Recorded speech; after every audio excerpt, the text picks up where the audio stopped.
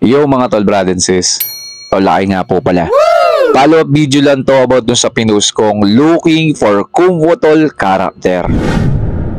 Kasi pagpasok po ng taong 2024, gagawa po tayo ng bagong page kasama po nung mapipili kong karakter na gaganap kay Kumbotol. Wow. No, sabi ko nga po dun sa post ko, pagpasok ng 2024, kakaririn na natin itong ginagawa natin na pag-vlog, paggawa ng content. No, so yung mapipili kong Vrad na gaganap kay Kumbotol, ngayon pa lang binabati na kita.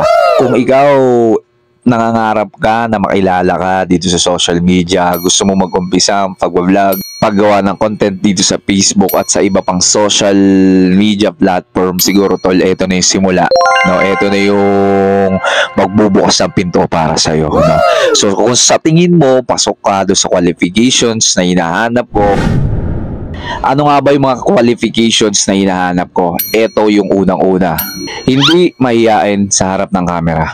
No, lalo na kapag sa public tayo magsushoot. Ayoko nung magsushoot na tayo, magsisimulan tayo, sasabihin mo, wait lang tol, nahihiya kasi kung daming tao eh. Ayoko nang ganun. Dapat hindi ka mahihain sa harap ng camera, mapapublic man yan. No?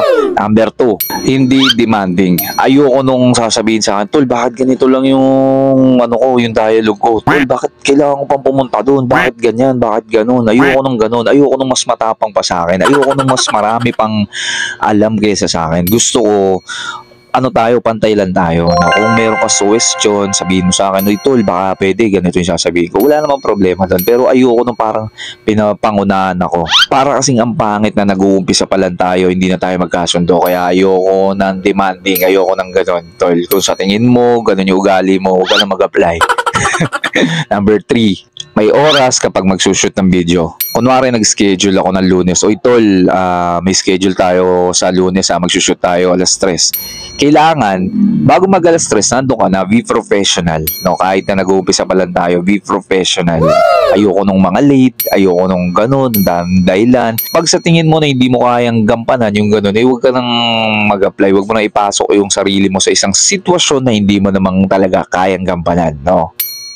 Number 4, sana taga Rizal. No, sana taga Rizal kasi ako taga Taytay Rizal ako. Sana yung mapipili kong magiging Kumbotol character is kung hindi dito sa Taytay, sana taga Cainta, taga Angono, para malapit lang, para every time na magi-schedule kami ng shoot ng video, makakapunta siya agad, no. Kaya sana taga Rizal, no. Advantage na yung malalapit dito sa Taytay, no.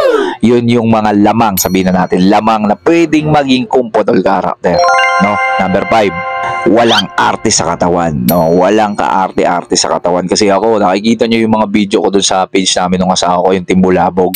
Kung hindi nyo pa alam yun, puntaan nyo na yung page namin na yun, Team Bulabog. Makikita nyo yung mga kalokohan ko dun. Wala akong hiya dun. Hindi ko alam yung salitang hiya dun. Tignan nyo mabuti kung anong pinagagawa ko dun. Ayoko ng may arte sa katawan, no? Number 6, komedyante. Syempre kagaya ko, ako kasi komedyante ako, no? Lalo sa personal, napaka-komedyante ko punta ako, no? Sana yung mapipili kong karakter kong putol is komedyante din at ready sa mga pisikalang sakitan. Pero hindi naman yung bugbugan, na syempre yung mga biruan-batukan, suntukan kunwari, kumbaga ready sa mga bardagulan, yung game na game, G na G, no? Yun ang gustong-gusto kong magiging kapartner ko na magiging si Kumbotol, no? Yung mga ganun. Number 7, may dedikasyon sa pinasok na karakter niya. Gustong-gusto ko yun, yung talagang career na career, focus sa karakter na pinasok niya, no? Gustong-gusto ko talaga yun, no? Walang pag-uusap. Gustong-gusto ko yung mga ganun tao. Number 8, ito yung pinaka-importante sa lahat, mga tol, brad and sis, no? Kailangan isa kang lehitimong triskill yun. Kasi nakikita nyo naman dun sa mga video ko, nagkakamayan kami ni Kumbotol. Siyempre, ikaw kung hindi ka naman lehitimong triskill yun, paano kita kakamayan? Ano makapiran?